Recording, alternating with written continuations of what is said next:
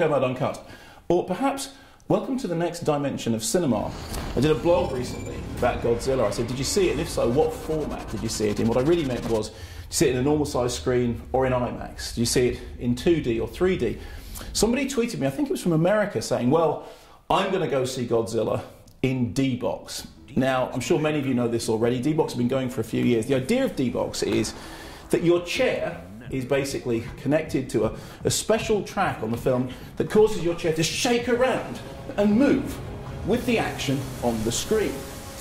Did a bit of research on this on the internet. Turns out, of course, the way D-Box is sold is it's actually another layer of script. It adds to the dialogue and the visuals and the audio by providing movement that is scripted specifically for the film. Now, have I experienced D-Box? No. Why not? Because I'm old enough to remember Sense-Around. Back in the 1970s, there was this brilliant idea, and the film Earthquake came out. It was presented in some cinemas in Sense-Around. That meant whenever there was a scene of earthquake destruction, they played a very low bass note that made your insides tremble just a little bit. Also, Battle of Midway was presented in Sense-Around. Problem was that actually, nowadays, if you're standing by a traffic light and somebody pulls up in a car with a loud system in it, that's exactly what Sense-Around felt like. And I have to tell you that having recently been in an earthquake in Los Angeles, it didn't feel anything like somebody pulling up in a car alongside traffic lights playing very loud music. And of course, many years before that, William Castle was exciting his audiences from the seat upwards with the Tingler. I'm William Castle, and I feel obligated to warn you about the next attraction you will see at this theater. The picture is The Tingler, which I directed.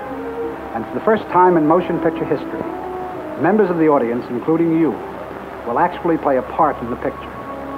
You will feel some of the physical reactions, the shocking sensations experienced by the actors on the screen.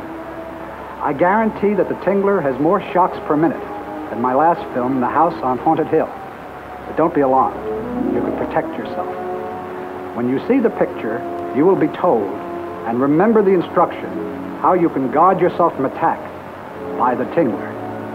And now may I show you a few scenes from The Tingler?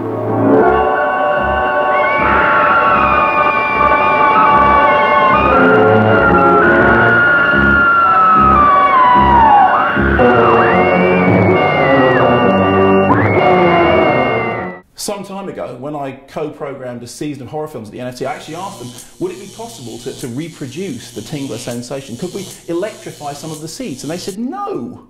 I said, why not? They said, just think of the legal implications of electrocuting the audience. I said, we don't want to electrocute them. Just give them a little bit of a tingle, because of course William Castle loved all that stuff. He also had skeletons on strings flying out of the screen to give you emerge-over. See, the thing for me is this. I'm willing to accept in certain circumstances that 3D may actually be an acceptable format. Generally not, but I'm still remembering Gravity.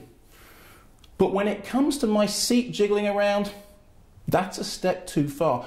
My question to you is, have any of you actually seen a film in D-Box? And honestly, truthfully, genuinely, did it add to the experience?